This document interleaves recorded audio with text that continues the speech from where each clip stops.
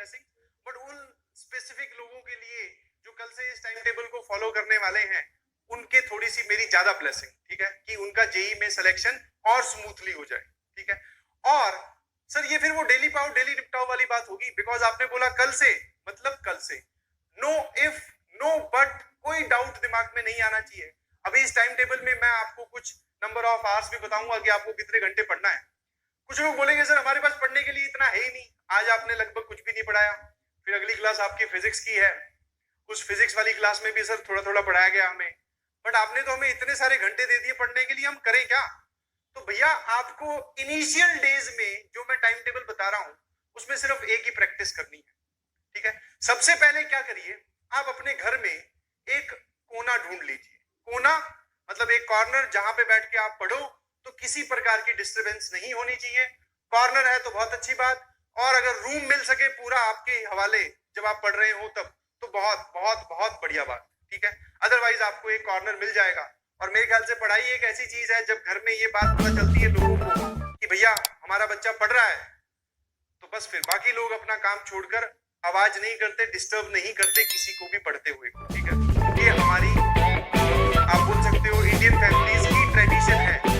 जब आप पढ़ेंगे तो आपको कोई डिस्टर्ब नहीं करेगा, और अगर किसी वजह से डिस्टरबेंस हो रही है तो तुरंत वो जगह छोड़ दो, ऐसी जगह पे चले जाओ, नॉट घर से दूर, घर के अंदर ही ऐसा कोई एरिया ढूंढ लो जहां पर और कोई नहीं आता हो, सिर्फ आप हो, आपका एक टेबल हो स्टडी का और आपकी एक कुर्सी हो बस, और आपके सामने एक दीवार हो, ठीक है जी।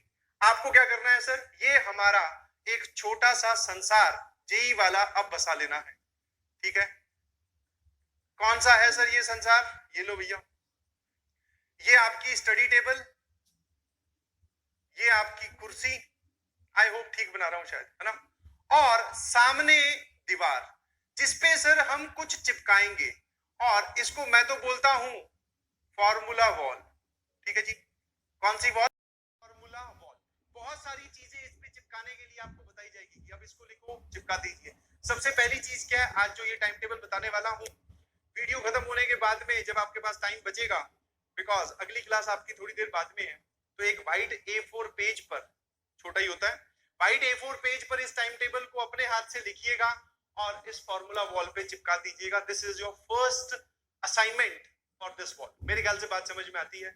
और इसको बोल रहे हैं हम अपना वर्ल्ड फॉर जेई। यहीं बैठ के सर हम 2 साल की जर्नी कंप्लीट करने वाले हैं, ठीक है।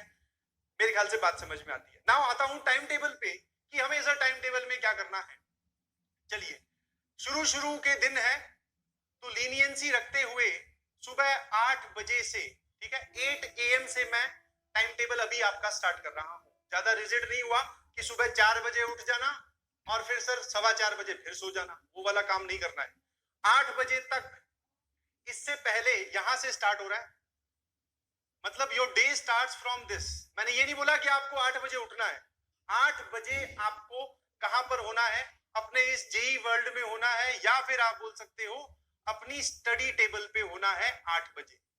8 से लेके 10 बजे तक आपको कॉन्टिन्यूअस सिटिंग देनी है बिना उठे, ठीक है।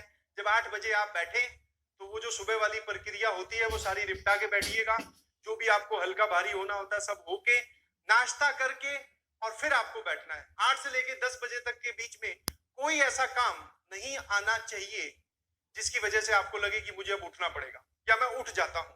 समझ में आया? You should be very strict. अगर डे 1 से स्ट्रिक्ट रहोगे तभी ये चीज आपको बेनिफिशियल रहेगी, ठीक है।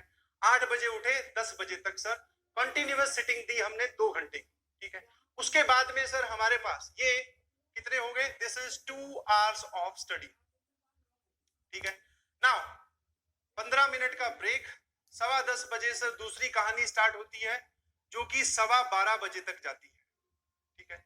ये 2 घंटे का एक और स्टडी इंटरवल।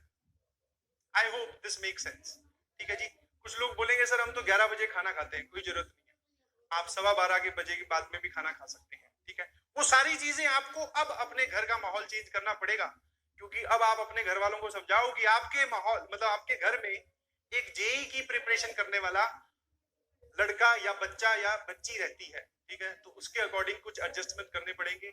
आप इस बजे के बाद में, मतलब 12:15 के बाद में, 12:15 PM के बाद में खाना खाएंगे। तो 2 और 2 4 घंटे सर हम सुबह पढ़ चुके हैं।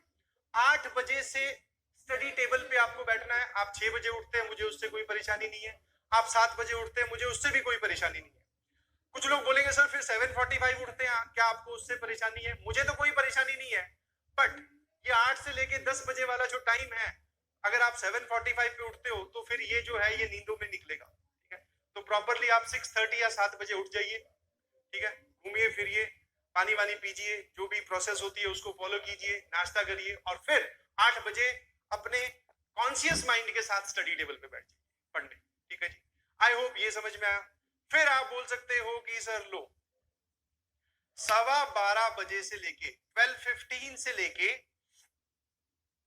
1:30 तक, ठीक है, लगभग मैंने आपको 1.25 घंटा दे दिया है।